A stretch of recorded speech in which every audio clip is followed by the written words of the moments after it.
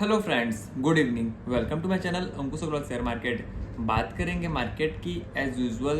तो market pause and reflect mode में है, लेकिन मार्केट की सबसे बड़ी पॉजिटिविटी मेरे को ये लग रही है कि मार्केट में गिरावट नहीं आई, क्योंकि 4-5 दिन से जो तेजी का माहौल है उसमें ब्रेक लगा है, कोई ब्रेक डाउन नहीं आया है। तो इसका मतलब ये है कि ब्रॉडली मार्केट एक अपर साइड अपर मोमेंटम में है, अपसाइड में है। लेकिन अगर देखें तो बियॉन्ड अ पॉइंट अगर हम लोग समझें तो इंटरेस्ट रेट यूएस में ऊपर है, बॉन्ड के जो यील्ड है उसमें भी हल्का फुल्का तेजी है, और उसके बाद भी अगर मार्केट में तेजी है मतलब something big is happening beyond our thought, तो ये देखने वाली बात होती है। लेकिन अगर पूरा ईयर के स्टार्टिंग से देखें तो जो डॉलर है अपनी वैल्यू बहुत सारे करेंसीज के साथ उसका डेप्रिसिएट हो रहा है, मतलब डॉलर डेप्रिसिएट कर रहा है बाकी अदर करेंसीज से, मेजर इमर्जिंग कंट्रीज है। लेकिन रुपया के अगेंस्ट तो डॉलर स्टैंड टॉल है। तो इसमें देखने वाली बात ये होती है, अगर डॉलर डेप्रिसिएट कर रहा है मतलब डॉलर बाहर जा रहा है, और अगर इमर्जिंग कंट्री में पैसा जा रहा है मतलब पूरा वर्ल्ड में शेयर मार्केट में तेजी आने का संभावना बढ़ जाता है। लेकिन जब तक उसको बूस्ट नहीं मिलेगा, जब तक फेड रेट कट नहीं करेगा, और फेड रेट कट नहीं करेगा तब तक बूस्ट इसलिए नहीं मिलेगा क्योंकि जो पूरा वर्ल्ड का पैसा है वो अमेरिका से निकलता है। मतलब अमेरिका से एनर्जी आती है लोगों को, अमेरिका अगर कुछ करता है तो होता है। तो रेट कट जब भी होगा फेडरल रिजर्व करेगा तब एक बार बड़ी तेजी बनने की संभावना है। लेकिन अभी वही बात हो रहा है कि जो ट्रेड डील हो रहा है यूएस में और चाइना में, वो ट्रेड डील हो चुका है। मतलब इन लोग को जो लंदन में मीटिंग चल रहा था वो उसका कंप्लीट हो चुका है। तो बोलते हैं 6 घंटा का लंबा मीटिंग हुआ, लेकिन मेरे को नहीं लगता कि 6 घंटा कुछ मीनिंगफुल रहा होगा, क्योंकि ये देश दुनिया को दिखाने के लिए है कि हम 6 घंटा की मीटिंग करें। क्योंकि इन लोगों का पहले ही हो जाता होगा सेटिंग, जो आईएएस ऑफिसर है दोनों कंट्री के वो मिलते होंगे, बातचीत करते होंगे, एक दूसरे का दिमाग को समझते होंगे, दिमाग देते होंगे, क्योंकि इन्हीं के हिसाब से होता है सब चीज़ जो मेजरली होता है। तो देखना पड़ेगा क्या होता है, क्योंकि 6 घंटा में क्या किए होंगे लोग, खाली बातचीत किए होंगे उधर उधर का मेन टॉपिक का, तो लोग आधे 1 घंटा का बातचीत हुआ होगा। लेकिन देखते हैं कि क्या होता है। लेकिन अगर बॉटम लाइन समझें तो बॉटम लाइन ये है कि अगर यूएस का मार्केट नहीं चढ़ेगा तो पूरा वर्ल्ड में चढ़ने में समस्या जाएगा। अगर यूएस का मार्केट चढ़ेगा तो धीरे धीरे करके मार्केट सब दुनिया भर के चढ़ जाएंगे। लेकिन इसमें आज का कॉन्टेक्स्ट में बात करें तो एक और बड़ी न्यूज़ निकल के आई। बोलते हैं कि जो एफडीआई इन्वेस्टमेंट है इंडिया में वो जीरो हो गया। जीरो मतलब जितना इन्वेस्टमेंट इंडिया किया है आउटसाइड इंडिया उतना ही इंडिया में पैसा आया है, मतलब नेट जीरो हो गया। Net is being the operative word, क्योंकि अप्रॉक्स फिगर है, कोई इसमें है नहीं। तो एफडीआई इन्वेस्टमेंट जीरो हो गया, एफपीआई नहीं बोल रहे हैं। तो कई लोग को एफपीआई और एफडीआई सिमिलर लगता है। तो एफडीआई मतलब होता है foreign direct investment.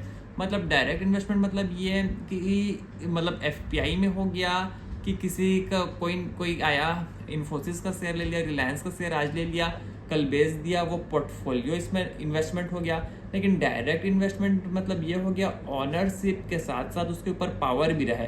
For example अगर कोई एफडीआई बोलता है कि इन्वेस्टमेंट किया हूँ मैं फॉर एग्जांपल पेप्सी में, तो पेप्सी में वो इन्वेस्टमेंट तो किया है लेकिन साथ साथ उसका पावर भी है, मतलब वो उसका जो ऑपरेशन है ऑपरेशन में भी वो दिमाग अपना लगाएगा कि यहाँ ऐड करें कि वहाँ ऐड करें, जो भी है ये सब में रहेगा। तो एफपीआई और एफडीआई में ब्रॉडर ये एक डिफरेंस होता है, कम्प्लीटली ये डिफरेंस नहीं होता, ये पार्ट है उसका डिफरेंस का।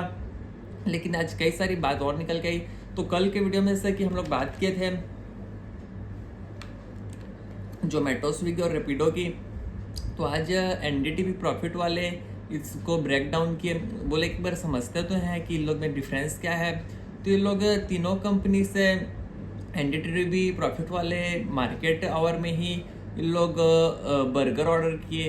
तो जोमेटो का जो बर्गर था इन लोग को 400 रुपीज़ पड़ा, स्विगी में 450 पड़ा, और जो रेपिडो है रेपिडो में इन लोग को कितना 234 कि 244 ऐसा कुछ पड़ा इन लोग को।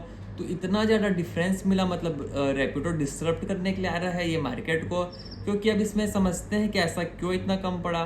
तो अभी क्लियर बात है जो अपन पहले ही बात किए थे, इन लोग को रेवेन्यू से मतलब है, इन लोग को कस्टमर बनाना है, इन लोग को प्रॉफिट लॉस से मतलब नहीं है।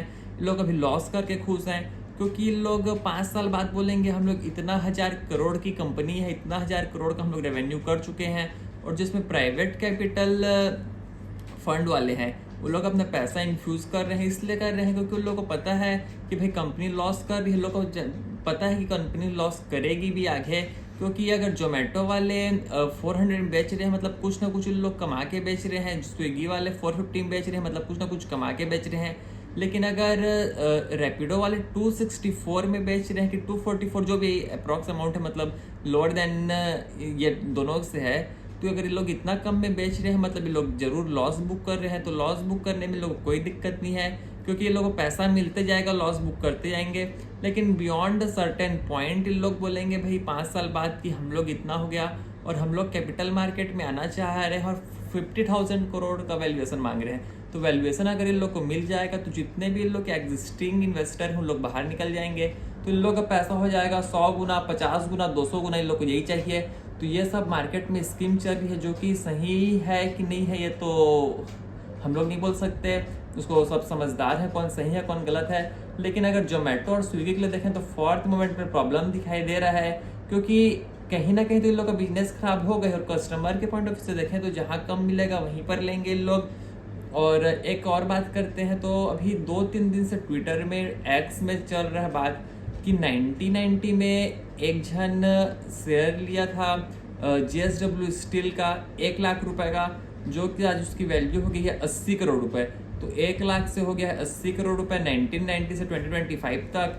तो ये होता है पावर ऑफ कंपाउंडिंग। अगर शेयर को लेके पकड़े रहते हैं तो ये इतना पैसा बनता है। लेकिन इसमें प्रॉब्लम ये होता है कि जब पैसा 1 लाख से 2 लाख होगा तब माइंड ये होगा, कन्वर्ट हो जाएगा कि भाई पैसा डबल हो चुका है, बेच दो। 2 लाख से 4 लाख होगा तो बोलेंगे 1 लाख का 4 लाख हो गया, 4 गुना हो गया है, पैसा बेच दो। तो कोई उतना दिन राइड नहीं कर पाता प्रॉफिट को।